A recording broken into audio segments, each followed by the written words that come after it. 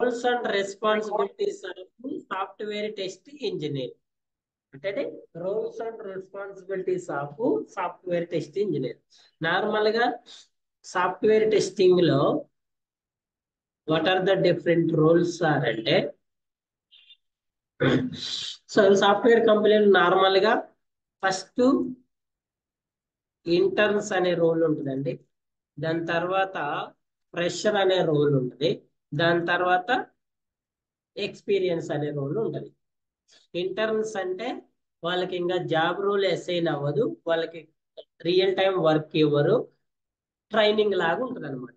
Fresher అంటే వాళ్ళు కూడా ప్రాజెక్ట్ లో తీసుకుంటారు, బట్ వాళ్ళు కూడా వాళ్ళకి ఇంతకు ముందు ఉన్న నాలెడ్జ్ ని ఇంకొంచెం యాడ్ చేసుకొని వర్క్ పర్ఫామ్ చేస్తారు. ఎక్స్పీరియన్స్ అంటే వాళ్ళకి ఆల్రెడీ ఆ వర్క్ మీద, ఆ మోడల్ మీద, ఆ టెక్నాలజీ మీద నాలెడ్జ్ ఉంటుంది. వితౌట్ ఎనీ ఎవరి కోఆపరేషన్ లేకుండా, ఎవరి హెల్ప్ లేకుండా వాళ్ళు ఆ వర్క్స్ అనేవి పర్ఫామ్ చేస్తూ ఉంటారు. నార్మల్ గా ఈ ఎక్స్పీరియన్స్ పర్సన్స్ అండర్ లో ఫ్రెషర్ అండ్ ఇంటర్న్స్ అనే వాళ్ళు వర్క్ చేస్తూ ఉంటారు. ఫ్రెషర్ అంటే without zero knowledge of real time experience. అసలు మీకు ఎలాంటి రియల్ టైమ్ ఎక్స్పీరియన్స్ లేదు సార్ అంటే మిమ్మల్ని ఫ్రెషర్ కింద ట్రీట్ చేస్తారు ప్రాజెక్ట్ లో. 1 year ఉన్నా, 6 months ఉన్నా, ఏది ఉన్నా కూడా ఎక్స్పీరియన్స్ కింద ట్రీట్ చేస్తారు. సో ఈ ఎక్స్పీరియన్స్ లో 6 months, 1 year, 2 years, 3 years, 5 years, 10 years, 20 years ఎన్నైనా ఎక్స్పీరియన్స్ కింద కౌంట్ చేస్తారు. ఓకేనా? సో సాఫ్ట్వేర్ టెస్టింగ్ లో ఫస్ట్ రూల్ ఏమంటారంటే ఎస్టిఈ అంటారండి, సాఫ్ట్వేర్ టెస్ట్ ఇంజనీర్ అంటారు. Second one senior software test engineer అంటారు. థర్డ్ వన్ టెస్ట్ లీడ్ అంటారు. ఫోర్త్ వన్ టెస్ట్ మేనేజర్ అంటారు.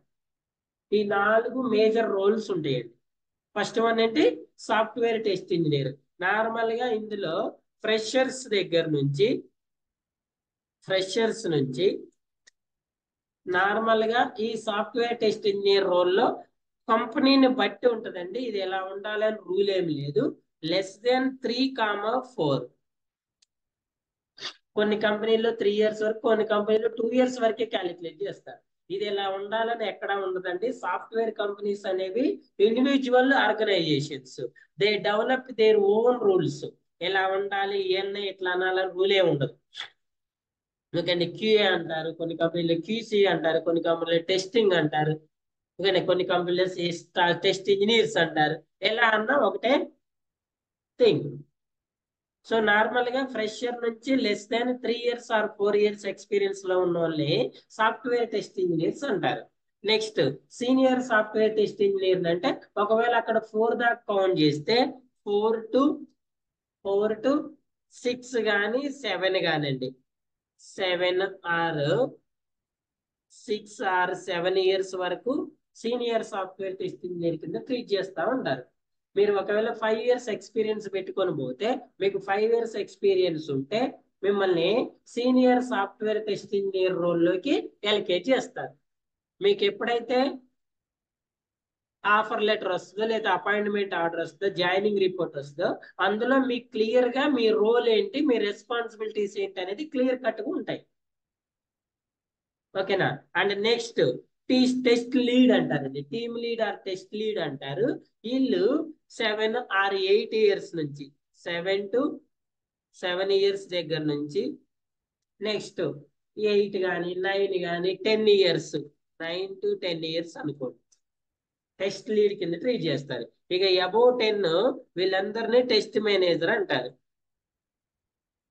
అది ఎలానే ఉండాలని లేదు. ఒక కంపెనీలో ఇంకొంచెం తక్కువ ఉండొచ్చు, ఒక కంపెనీలో ఇంకొక ఎక్కువ ఉండొచ్చు, ఒక కంపెనీలో అసలు టెస్ట్ లీడ్, టెస్ట్ మేనేజర్ ఒక్కళ్ళే కూడా ఉండొచ్చు. అసలు ఒక కంపెనీలో టెస్ట్ లీడ్ అనే పొజిషనే ఉండకపోవచ్చు కూడా. ఎలా అంటే అది based upon, decides upon there company అనమాట. సార్ ఇప్పుడు మేము ఏ రోల్కి వెళ్ళాలి సార్? చూడండి, మీరు మాక్సిమము ఫ్రెషర్స్ అయినా <4 years ఎక్స్పీరియన్స్ వెళ్తున్నా కూడా మీ రోల్ మాక్సిమం ఇక్కడ సాఫ్ట్వేర్ టెస్ట్ ఇంజనీర్ రోల్ అనే ఉంటది. మన దగ్గర నుంచి పోయే వాళ్ళందరూ కూడా ఈ రోల్కే ఎలిజిబిలిటీలో వెళ్ళాలి. మీకు ఇంకా ఇంతకన్నా రియల్ టైమ్ ఎక్స్పీరియన్స్ ఉన్నప్పుడే ఇక్కడికి వెళ్ళాలి. ఈ రోల్కి సమ్ నార్మల్ రెస్పాన్సిబిలిటీస్ ఏ రోల్ అయినా సేమే ఉంటాయి. దీంతో పాటు ఇక్కడ కొన్ని అడిషనల్ రెస్పాన్సిబిలిటీస్ వస్తాయి. అవేంటి సార్ అంటే 1 by 1 చూద్దాం. First of all software test engineer what is your role? What is your role? Software test engineer. So what is your responsibilities? Your role having some of the responsibilities కదా. ఏ organisation లోనైనా కూడా ప్రతి role కి some responsibilities ఉంటాయి. సిఇఓకి CEO responsibilities ఉంటాయి, manager కి manager ఉంటాయి, attender కి అటెండర్ ఉంటాయి, పియూనికి పియూని ఉంటాయి. వాడి రోల్లో వాళ్ళు వాళ్ళ రెస్పాన్సిబిలిటీస్ ని కంప్లీట్ చేసుకోవాలి. అది ఎవరి రోల్ అయితే వాళ్ళు. ఫర్ ఎగ్జాంపుల్ మీరు స్టూడెంట్ రోల్లో ఉన్నారు, మీ రెస్పాన్సిబిలిటీస్ మీరు కంప్లీట్ చేసుకోవాలి. నేను ట్రైనర్ రోల్లో ఉన్నా, నా రెస్పాన్సిబిలిటీస్ నేను కంప్లీట్ చేసుకోవాలి. ఓకేనా? అది డిగ్నిఫికేషన్ కావచ్చు, లేకపోతే వాడు చేసే యాక్టివిటీస్ కావచ్చు, ప్రతిదీ కూడా ఆ రోల్కి రిలేటెడే ఉంటుంది. Clear? So what are the responsibilities of software test engineer? Software test engineer, senior software test lead, test manager, automation test engineer ఉంటే అది సపరేట్ గా.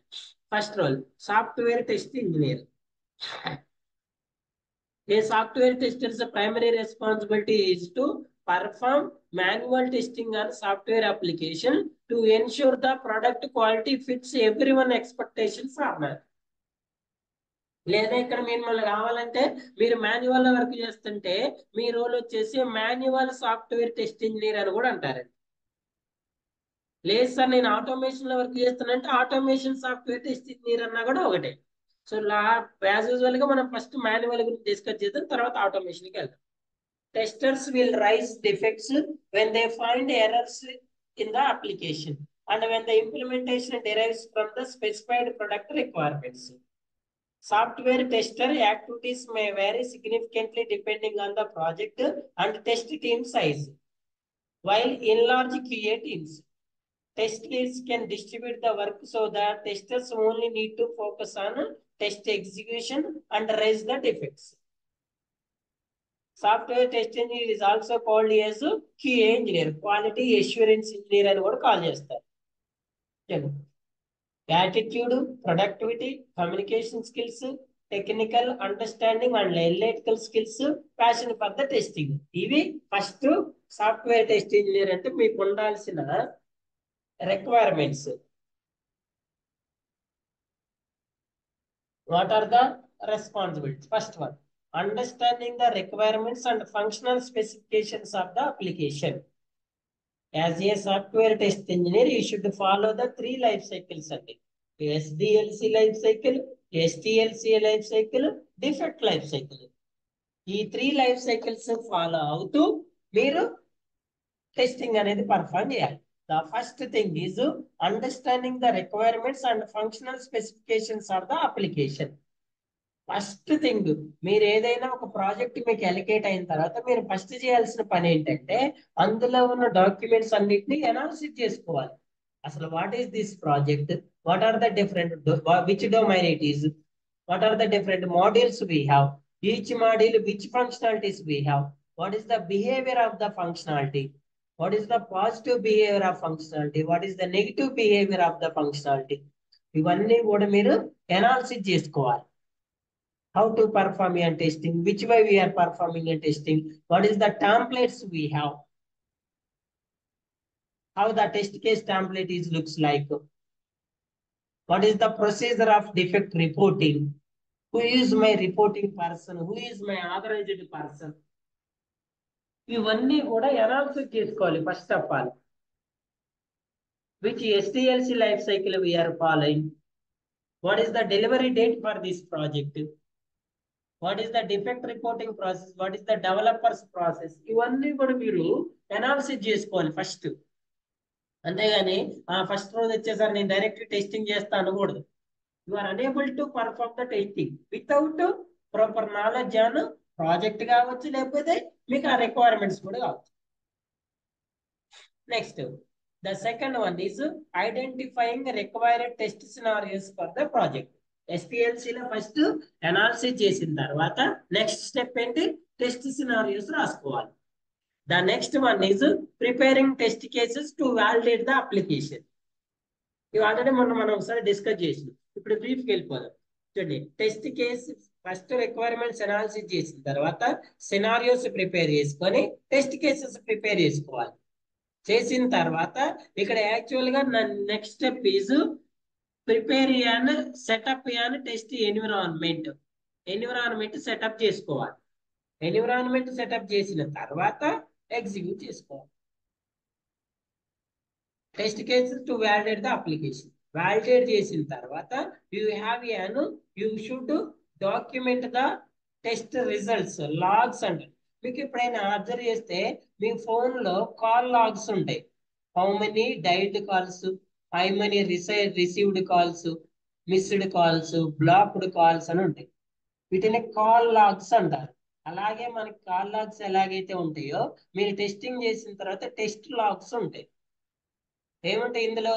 How many test cases pass, how many fail, how many not executed. Pass fail తో పాటు కొన్ని not executed కూడా ఉంటాయి. Next defect reporting and tracking. Retest fixed defects and previous build. performed various types of testing assigned by test lead. Functional testing, usability, user interface testing అన్ని testing చేస్తారు.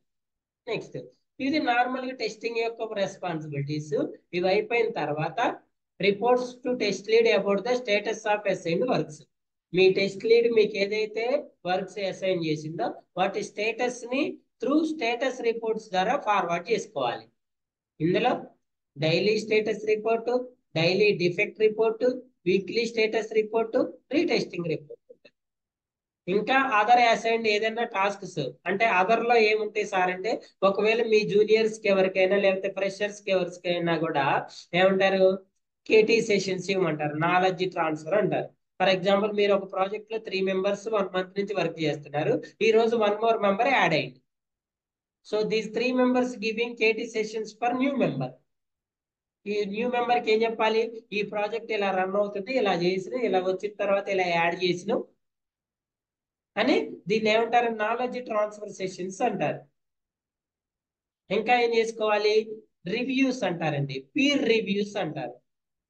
Peer అంటే పక్క పక్కన ఉన్న వాళ్ళు అని. నార్మల్ గా మనం 3 మెంబర్స్ వర్క్ చేస్తున్నారు కదా, నా నా ఎన్విరాన్మెంట్ లో ఒక డిఫెక్ట్ వచ్చింది.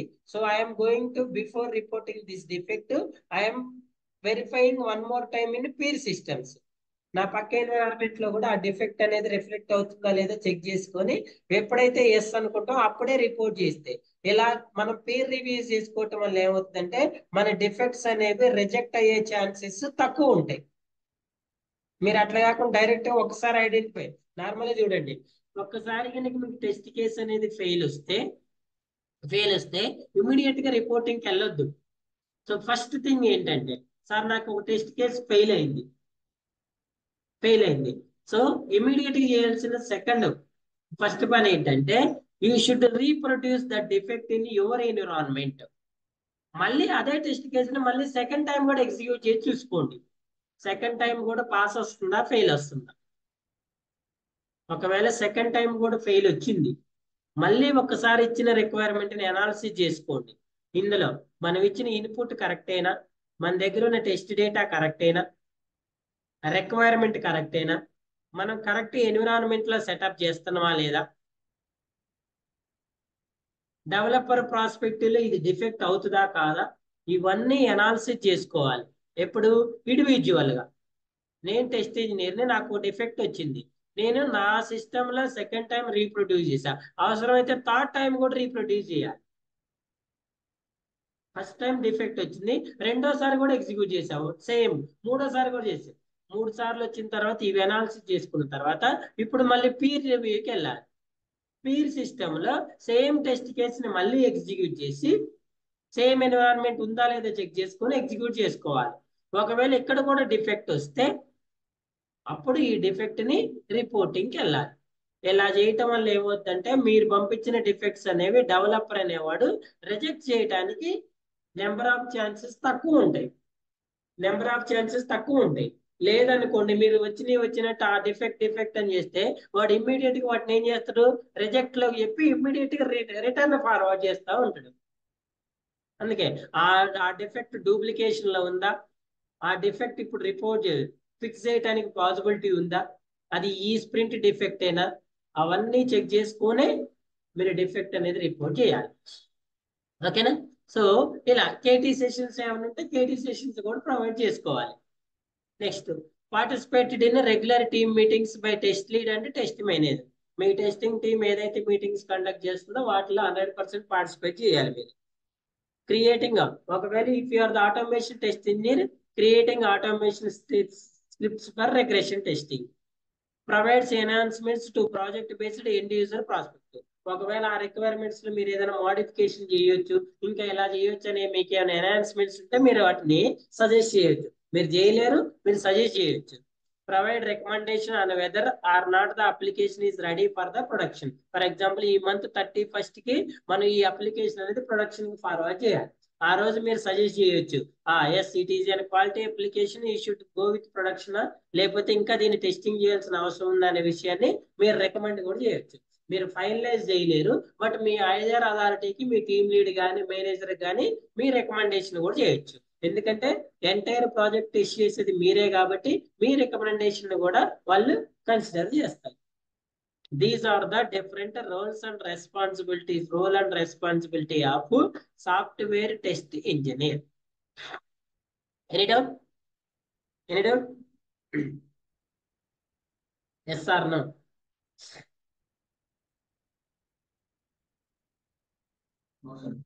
Next, so the second role is senior software test engineer. Me software test engineer role అయిపోయిన తర్వాత మీరు ఈ రోల్ లోకి వస్తారండి. చూడండి, senior software test engineer also responsible for ensuring that the products there company produce are of the highest quality possible. Senior software test engineer may also be tasked with developing new testing methods and strategies of the company. Same, మీరు ఏదైతే responsibility చేస్తున్నారో ఆ responsibilities normal గా follow అవుతూనే ఈ రోల్లో ఇంకొన్ని responsibilities వస్తాయి. ఇక్కడ మీరు ఏంటంటే మీ టీమ్ లీడ్ కి బ్యాకప్ కింద ఉంటారు. ఒకవేళ మీ టీమ్ లీడ్ ఏదైనా వకేషన్కి వెళ్ళినా, లేకపోతే మీ టీమ్ లీడ్ ఏదైనా అదర్ ప్రాజెక్ట్ లో పార్టిసిపేట్ చేస్తున్నా, దీనికి ఏదైనా లీవ్ లో ఉన్నా, మరి టీంని రన్ చేయడానికి ఎవరు ఉండాలి సార్ అంటే ఆ పొజిషన్ ని ఈ సీనియర్ సాఫ్ట్వేర్ టెస్ట్ ఇంజనీర్ అనే వాళ్ళు తీసుకుంటారు. Is participated in review of test scenarios, test cases and defects. ఇంకోటి కూడా చూడండి, సో సీనియర్ సాఫ్ట్వేర్ కన్నా ముందు వర్క్ చేసే వాళ్ళందరూ కూడా వాళ్ళ వర్క్స్ అన్నిటినీ కూడా ఎవ్రీ టైమ్ రివ్యూ చేసుకొని అప్రూవ్ తీసుకోవాలి. రివ్యూ చేసేప్పుడు for example test scenarios identify చేస్తున్నారు, అయిపోయిన తర్వాత మీరు ఎక్కడికి వెళ్ళాలి, టెస్ట్ కేసెస్ కి వెళ్ళాలి. Before going to the test cases first of all you should approve this scenarios. ఎవరు అప్రూవ్ చేయాలి? నార్మల్ గా ఈ పర్సన్ ఏమంటారంటే అప్రూవ్డ్ రిపోర్టింగ్ పర్సన్ అంటారు. ఈ రిపోర్టింగ్ పర్సన్స్ కి మీరు I completed the test scenarios please review and approve అని ఫార్వర్డ్ చేయాలి. ఆ పర్సన్ ఒకసారి వీటన్నిటిని రివ్యూ చేసి ఏదైనా మోడిఫికేషన్స్ ఉంటే మనకి సజెస్ట్ చేస్తాడు. ఏ మోడిఫికేషన్స్ లేకపోతే అప్రూవల్. ఈ అప్రూవల్ వచ్చిన తర్వాతే మీరు నెక్స్ట్ పేజ్ స్టార్ట్ చేసుకోవాలి. అప్రూవల్ రాకపోతే ఇందులో వాడు ఏదైతే సజెస్ట్ చేసిండో మోడిఫికేషన్స్ మళ్ళీ వాటిని మాడిఫై చేసి మళ్ళీ రివ్యూకి ఫార్వర్డ్ చేయాలి, అప్రూవల్కి ఫార్వర్డ్ చేయాలి. ఇలా ఏ ప్రాబ్లమ్స్ లేనప్పుడు అప్రూవల్ వస్తుంది. సో సమ్ టైమ్స్ ఈ యాక్చువల్లీ ఈ review and approval test lead తీసుకుంటాడు. ఒకవేళ టెస్ట్ లీడ్ కి బిజీ ఉండి పాసిబుల్ కానప్పుడు ఆ వర్క్ అనేది సీనియర్ సాఫ్ట్వేర్ టెస్ట్ ఇంజనీర్కి వస్తుంది. మీరు కూడా 5-6 years ఎక్స్పీరియన్స్ పెట్టుకొని పోతే మీకు రివ్యూ అండ్ అప్రూవల్స్ వర్క్ ఇస్తారన్నమాట. అందుకే చాలా కేర్ఫుల్ గా ఉండాలి. Review, scenarios, test cases and defect. మీరు డిఫెక్ట్ రిపోర్ట్ చేసేటప్పుడు కూడా ఏం చేయాలి? ఇందాక చెప్పా కదా, పీర్ రివ్యూ చేసుకొని సెల్ఫ్ రివ్యూ చేసుకున్న తర్వాత అప్పుడు రివ్యూకి ఫార్వర్డ్ చేయాలి. మీ టెస్ట్ లీడ్ కానీ సీనియర్ టెస్ట్ ఇంజనీర్ కానీ అప్రూవ్ చేసినప్పుడు అప్పుడు రిపోర్టింగ్కి వెళ్ళాలి. ఇవన్నీ ఎందుకు వెళ్ళిపోతాయి సార్ అంటే మీ డిఫెక్ట్ అనేది రిజెక్ట్ అవ్వకుండా ఉండటం కోసం వెళ్ళిపోతుంది. సార్ వాళ్ళెవరు సార్ నాకు చెప్పడానికి అని అనకూడదు. It is an one procedure. Okay, sometimes is involved in preparation of test plan also. Normal గా టెస్ట్ ప్లాన్ అనేది test manager, test leads combining చేస్తారు. సో సమ్ టైమ్స్ ఇది కూడా ఇన్వాల్వ్ అవుతుంది. Whenever test lead on vacation, he will lead the team. ఎప్పుడైతే test lead అనేవాడు వెకేషన్కి వెళ్ళినా లేకపోతే తను బిజీ విత్ అనదర్ వర్క్స్ అయినా కూడా అలాంటి టైంలో backup for test lead. Okay, next test lead.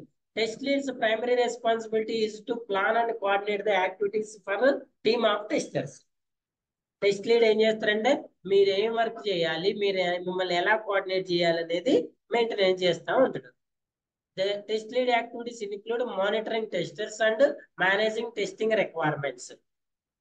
Task preparation, ఎవరు ఏ వర్క్ చేయాలనేది, ఎవరు ఆటో మనం చేసిన వీడియోలో షార్ట్ ఫిలిం లో టెస్ట్ లీడ్ చెప్తారు కదా, you follow the you execute the manual test cases, you execute the automated test cases అంటాడు కదా.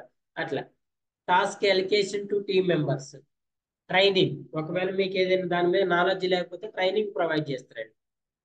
టీమ్ మేనేజ్మెంట్, అందరూ కరెక్ట్ వర్క్ చేస్తున్నారా, ఇన్ టైంకి వస్తున్నారా, రూల్స్ ఫాలో అవుతున్నారా.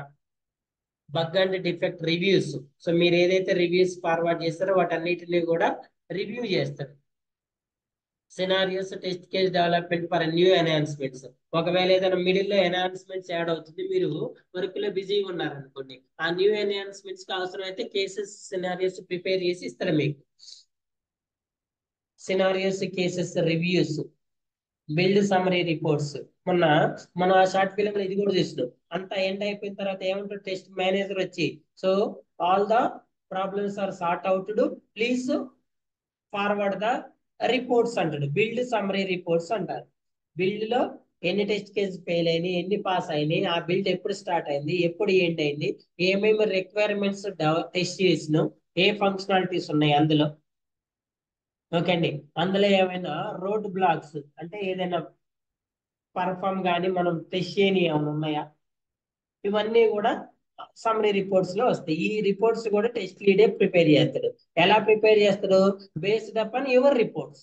మీరు ఇచ్చిన రిపోర్ట్స్ అన్నిటినీ కంబైన్ చేసి, ఫర్ ఎగ్జాంపుల్ మీ టీంలో 3 మెంబర్స్ ఉన్నారు అనుకోండి టెస్ట్ ఇంజనీర్స్, ఒక టెస్ట్ లీడ్ ఉన్నాడు, ఒక టెస్ట్ మేనేజర్ ఉన్నాడు. మీరు రెగ్యులర్ గా రిపోర్ట్స్ పంపిస్తారు, మీరు పంపించిన రిపోర్ట్స్ ని కంబైన్ చేసి టెస్ట్ మేనేజర్ కి పంపిస్తారు. ఇది ప్రాజెక్ట్ 1 అనుకోండి. ప్రాజెక్ట్ 1 లో 3 మెంబర్స్ టెస్ట్ ఇంజనీర్స్ ఉన్నారు, ఒక టెస్ట్ లీడ్ ఉన్నాడు. నెక్స్ట్ ప్రాజెక్ట్ 2 ఉంది అనుకోండి, లేకపోతే ఈ ప్రాజెక్ట్ 2 పార్ట్స్ గా డివైడ్ చేశారు అనుకోండి. వీళ్ళు ఒక మాడ్యూల్ డెవలప్ చేస్తున్నారు, వీళ్ళు ఒక మాడ్యూల్ టెస్ట్ చేస్తున్నారు. సో ఇందులో కూడా 3 మెంబర్స్ టెస్ట్ ఇంజనీర్స్ ఉన్నారు అనుకోండి, దీనికి మళ్ళీ సపరేట్ టెస్ట్ లీడ్ ఉంటాడు. ఈ ఈ దీనికి కలిపి ఒకటే టెస్ట్ మేనేజర్ ఉంటుంది. ఇక్కడ మీ ఇద్దరికి కంబైన్డ్ గా ఒకలే టెస్ట్ మేనేజర్ ఉన్నాడు అనుకోండి, ఈ టెస్ట్ మేనేజర్ కి ఈ టెస్ట్ లీడ్ ఫార్వర్డ్ చేస్తాడు, ఈ టెస్ట్ లీడ్ ఫార్వర్డ్ చేస్తాడు. మళ్ళీ వీళ్ళిద్దరు పంపించిన వాటిని కంబైన్ చేసి వీళ్ళు ప్రాజెక్ట్ మేనేజర్ కి పంపిస్తారు.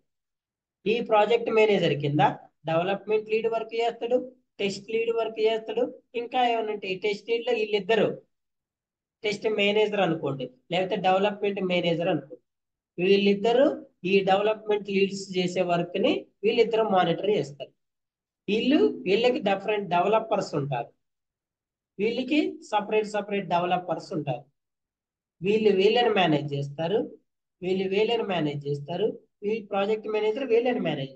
ఈ ప్రాజెక్ట్ మేనేజర్ పైన సిఇఓ ఆఫ్ ద కంపెనీ ఉండొచ్చు, లేకపోతే క్లయింట్ కూడా ఉండొచ్చు. ఫర్ ఎగ్జాంపుల్ మీరు ఈ రోల్లో ఉన్నారు, మీరు పంపించిన రిపోర్ట్ ను బేస్ చేసుకొని మీ టెస్ట్ లీడ్ టెస్ట్ మేనేజర్ కి పంపిస్తాడు, మీ మేనేజర్ ప్రాజెక్ట్ మేనేజర్ కి పంపిస్తాడు, ప్రాజెక్ట్ మేనేజర్ క్లయింట్ కి పంపిస్తాడు. ఓకేనా, సో ఇది టెస్ట్ లీడ్ యొక్క responsibility. Preparing build some report, conduct meeting with the team members. ఏదైనా మినిట్స్ ఆఫ్ మీటింగ్ ప్రిపరేషన్ ఉంటే కండక్ట్ చేస్తాడు. Coordinate overall test team activities, మీకు ఏమైనా రోడ్ బ్లాక్స్ ఉన్నాయా, టెస్టింగ్ అనేది కరెక్ట్ రన్ అవుతుందా లేదని కోఆర్డినేట్ చేసుకుంటాడు. Adding test deliverables to repository, database repository ఉంటుంది కదా, ఇందులోకి ఏదైనా మీకు ఏదైనా రిక్వైర్మెంట్ ఉంది, మీకు టెస్ట్ టెంప్లెట్ కావాలి, ఆ టెంప్లెట్ ఎవరు యాడ్ చేస్తారు, టెస్ట్ లీడే యాడ్ చేస్తారు. మీకు ఏదైనా ప్రాబ్లం వచ్చినా కూడా మీరు మీ టెస్ట్ లీడ్ తో చెప్తే వాళ్ళు అరేంజ్ చేస్తారు అన్ని test plan preparation. Right, so another test manager. Normal గా test manager test lead responsibilities nearest ఉంటాయండి. అన్ని కంపెనీలో ఇద్దరిద్దరు ఉండరు, కొన్ని కంపెనీల్లో చాలా మంది టెస్ట్ లీడే ఉంటారు. టెస్ట్ లీడ్ పైన ప్రాజెక్ట్ మేనేజర్ ఉంటాడు డైరెక్ట్ గా. బట్ కొన్ని ఎంఎన్సి కంపెనీస్ అయితే వాళ్ళు ఒక స్ట్రక్చర్ ఫాలో అవుతారు కాబట్టి వాళ్ళకి మేనేజర్ విత్ లీవ్స్ కూడా ఉంటారు. Test manager primary responsibility is to plan and coordinate the team of testers and test leads. Manager పని ఏంటంటే టెస్ట్ లీడ్స్ ని మేనేజ్ చేసుకోవటం వాడు. లీడ్స్ ఇంజనీర్స్, ఇంజనీర్స్ వర్క్ చేస్తారు. Project and test plan preparation, effort estimates, అసలు ఎంతమంది పడతారు, ఎన్ని రోజులు పడుతుంది, effort estimates, management, test plan, project configuration, summary reports, client communication. So ఇక్కడ టెస్ట్ మేనేజర్ ఉంటే టెస్ట్ లీడ్ అనేవాడు క్లయింట్ తోటి కమ్యూనికేట్ అవ్వడు, మేనేజర్ కమ్యూనికేట్ అవుతుంది. ఒకవేళ మేనేజర్ లీడ్ సేమ్ ఉంటే లీడేస్ కమ్యూనికేట్ అవుతుంది. MoMs, supporting activities, provides regular status updates, schedule meetings with development team and testing team. ఒకవేళ మీరు కూడా sir I'm performing and automation testing అంటే మీరు ఈ రెస్పాన్సిబిలిటీస్ కూడా ఫాలో అవ్వాలి. Same review, design, user documentation, project specification and requirements, design and execute the automated test cases, test environment setup, track and report all defects, test execution, summary report. So automation testing లో first same మనం manual లో ఎలా అయితే analysis చేసుకున్నామో అన్ని document ని analysis అనేది mandatory. తర్వాత సెకండ్ స్టెప్, మాన్యువల్ ఉన్న టెస్ట్ కేసెస్ లో ఎన్ని టెస్ట్ కేసులు ఆటోమేట్ చేయాలి, ఆల్ టెస్ట్ కేసు కన్వర్ట్ చేయాలా లేకపోతే రిక్వైర్డ్ టెస్ట్ కేసెస్ కన్వర్ట్ చేయాలని డిసైడ్ చేసుకుంటారు. డిసైడ్ చేసిన తర్వాత ఆ టెస్ట్ కేసెస్ కి స్క్రిప్ట్ ప్రిపేర్ చేసుకుంటారు. స్క్రిప్ట్ ప్రిపేర్ చేసిన తర్వాత ఈ స్క్రిప్ట్ ప్రిపేర్ చేయడానికన్నా ముందే ఎన్విరాన్మెంట్ సెటప్ చేసుకోవాలి. ఎందుకంటే ఆ ఎన్విరాన్మెంట్ లోనే స్క్రిప్ట్ రాయాలి కాబట్టి. దీనికి కావాల్సిన Java programming language, Selenium tool, Eclipse IDE, ఓకేనే, టెస్ట్ ఎంజీ, స్టేటస్ రిపోర్ట్స్, వీటన్నిటిని అరేంజ్ చేసుకోండి. దీన్ని ఎన్విరాన్మెంట్ సెటప్ అంటారు. చేసిన తర్వాత స్క్రిప్ట్ ప్రిపేర్ చేసి ఈ స్క్రిప్ట్ ని ఎగ్జిక్యూట్ చేస్తారు. ఎగ్జిక్యూట్ చేసిన తర్వాత టూల్ ఆటోమేటిక్ గా టెస్ట్ రిజల్ట్స్ జనరేట్ చేస్తుంది. ఈ రిజల్ట్స్ లో మళ్ళీ పాస్ ఆర్ ఫెయిల్ వస్తుంది. ఒకవేళ ఫెయిల్ వస్తే ఇమీడియట్ గా రిపోర్ట్ చేయకుండా ఇందాక చెప్పా కదా వీటిని మళ్ళీ వన్స్ అగైన్ రీప్రొడ్యూస్ చేసుకోవాలి. అవసరమైతే పీర్ రివ్యూ చేసుకోవాలి. అప్పుడు లీడ్ కి రివ్యూకి అప్రూవల్ కి ఫార్వర్డ్ చేయాలి.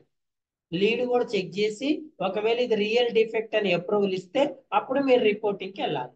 అంతేగాని మీరు డైరెక్ట్ రిపోర్టింగ్కి వెళ్ళే ఆప్షన్ ఉండదు మీకు. ఆ తర్వాత వాటిని మళ్ళీ యాజ్ యూజువల్ ట్రాక్ చేసుకుంటారు. ఓకేనా.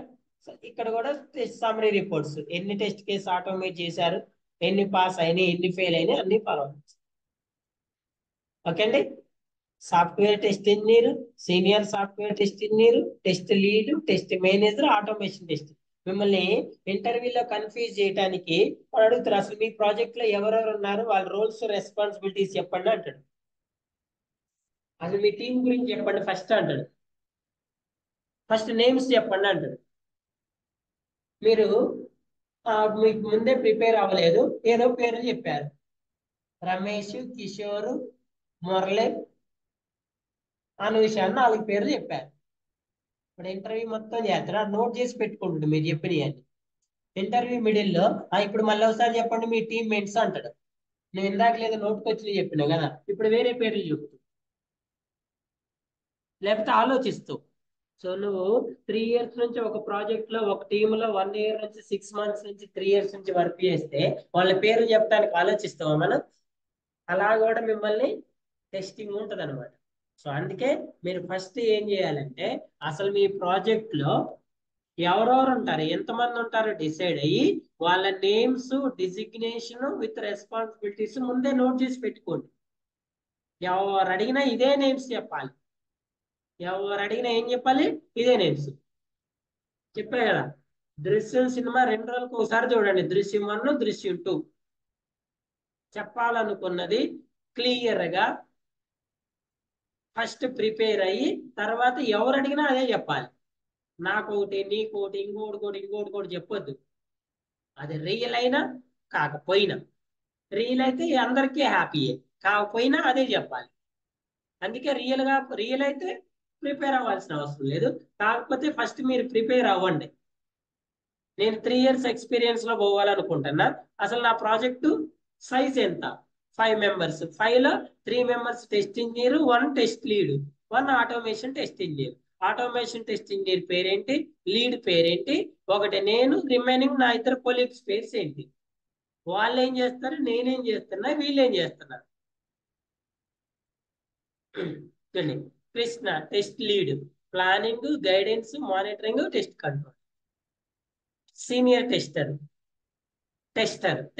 వాళ్ళు రెస్పాన్సిబుల్. అసలు మా దాంట్లో సీనియర్ టెస్టర్ లేడు సార్, తీసి పక్కన పడేయండి, ప్రాబ్లమే లేదు. ఉంటే ఉందని చెప్పండి, లేకపోతే లేదు. ఇది ఉండాలని రాజ్యాంగంలో రాసలేదని. మా కంపెనీలో ఈ రోల్ లేదని చెప్పొచ్చు మీరు. మా కంపెనీలో అసలు టెస్టింగ్ లేదని చెప్పకూడదు, టెస్ట్ లీడ్ లేడని చెప్పకూడదు, లేకపోతే లీడ్ ప్లేస్ లో మేనేజర్ ఉన్నానని చెప్పొచ్చు. కానీ మాక్సిమం మేనేజరే ఆప్షనల్ అండి, లీడే మ్యాండేటరీలో ఉంటుంది. ఎందుకంటే లీడే టీంని మేనేజ్ చేస్తాడు. లీడ్ని అవసరమైతే ప్రాజెక్ట్ మేనేజర్ అయినా మేనేజ్ చేస్తాడు, టెస్ట్ మేనేజర్ లేకపోయినా. ఓకే, సో మాకు టెస్ట్ లీడ్, టెస్ట్ మేనేజర్ ఒకళ్ళే అని చెప్పుకున్నా no problem. Project manager, test lead ఒకళ్ళే అని చెప్పకూడదు మళ్ళీ. ఓకే, ఇలా ఎవరి రోల్స్ ఏంటి, ఎవరి రెస్పాన్సిబిలిటీస్ ఏంటి, క్లియర్ కట్ గా మీరు ఫస్ట్ ప్రిపేర్ చేసుకోండి. మీ ఇష్టం, ఏ నేమ్స్ అయితే ఉన్నాయో ఆ నేమ్స్ ని అదే నేమ్స్ అందరికీ చెప్పాలి. మీరు రియల్ టైంలో నేను ఈరోజు మార్నింగ్ నీ లాగిన్ టైం ఏంటని అడుగుతాడు. నువ్వు ఒక టైం ఫిక్స్ గా, అది 9 అంటవా, 8:45 అంటవా, 9:10 అంటవా, లాగౌట్ టైం అంటాడు. నేను 8:45కి లాగిన్ అయ్యి 6:40కి లాగౌట్ అయితే ఈ బిట్వీన్ టైంలో అసలు నువ్వు ఏం చేస్తున్నావు అనేది A to Z ఏం చేయాలి, క్రియేట్ చేసుకొని ఫాలో అవుతా ఉండాలి. ఈవెన్ నువ్వు లంచ్ కూడా, లంచ్ బ్రేక్ టైం ఇక్కడ ఏదైతే లంచ్ బ్రేక్ ఇచ్చినో ఆ లంచ్ బ్రేక్ టైంకే చేయాలి. మైండ్ తో పాటు బాడీని కూడా దానికే ప్రాక్టీస్ చేయాలి.